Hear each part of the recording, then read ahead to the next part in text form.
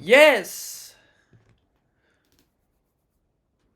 There's Rocksteady King of the Pit TV signing in. DZ at KOTP TV. We're learning, people. Classes in session. So, as always, when deking at Wikipedia, I want you, the fans, to let me know whether it's nonsense or if it's worth talking about, alright? We're learning about Slayer, okay? Not too far today. We're probably going to look at the pre-existing history prior to the debut album. If not, we're going to go into the history of the debut album from there on.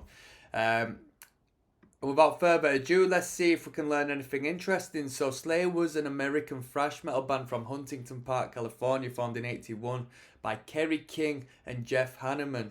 Drummer Dave Lombardo and bassist slash vocalist Tom Araya. Alright, there we go. In that the golden quartet right there. Slayer's fast and aggressive musical style made them one of the big four bands of thrash metal alongside Metallica, Megadeth and Anthrax. Slayer's final lineup comprised Araya, King, drummer Paul Bostaph, who replaced Lombardo in '92, then again in 2013. Paul Bostaph is in an Exodus, right? Let's find out. He's an American drummer best known as a member of the thrash metal band Slayer. He's worked with other bands such as Forbidden, Exodus, Systematic, Testament, and Black Gates. People, should I check out Forbidden? Forbidden end up being Sepultura or something? I don't know. I don't know who I'm talking about, people. You let me know. So Slayer's final lineup, that was it. Guitarist Gary Holt, who was also in Exodus, right? He was also in Exodus. Drummer John Dett. I'd never known he was in the band. Who the hell is that? He was in Testament. Pretty cool. I mean, they really did end up getting filled out by thrash metal elite. You know what I mean? Respectfully so.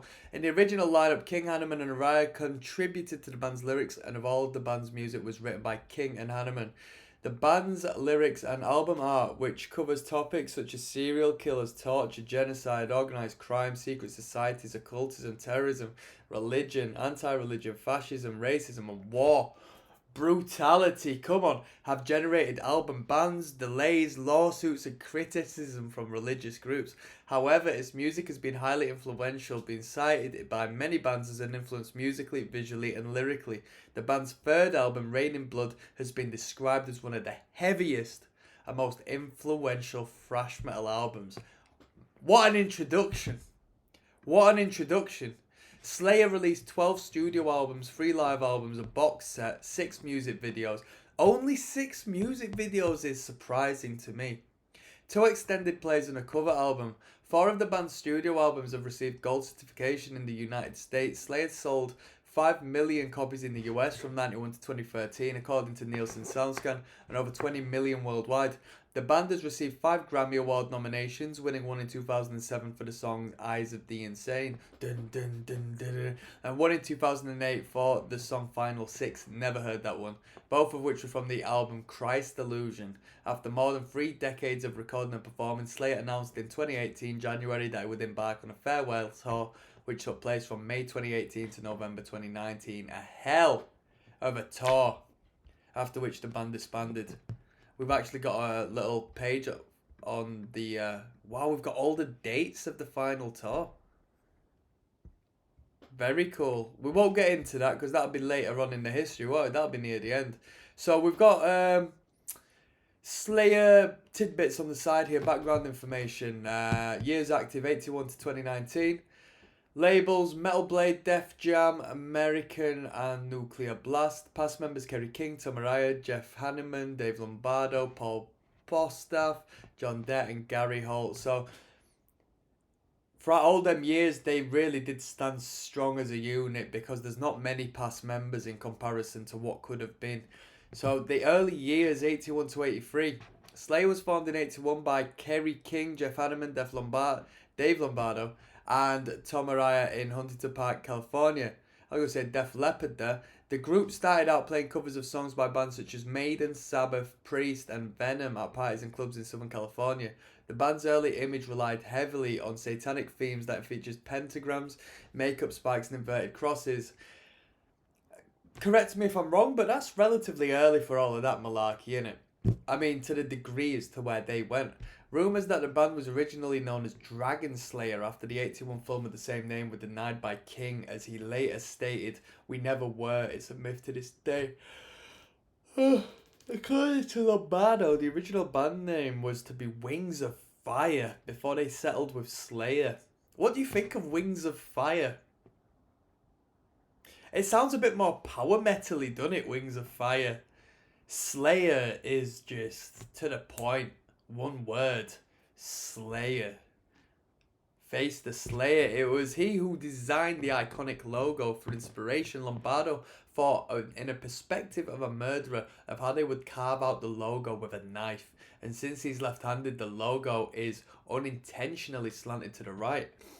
In '83, Slayer was invited to open for the band Bitch at the Woodstock Club in Anaheim, California to perform 8 songs, 6 of which were covers. The band was spotted by Brian Slagle, who was a former music journalist who had recently founded Metal Blade Records. Talk about being in the right place at the right time, eh? Impressed with Slayer, he met with the band backstage and asked them to record an original song for his upcoming Metal Massacre 3 compilation album.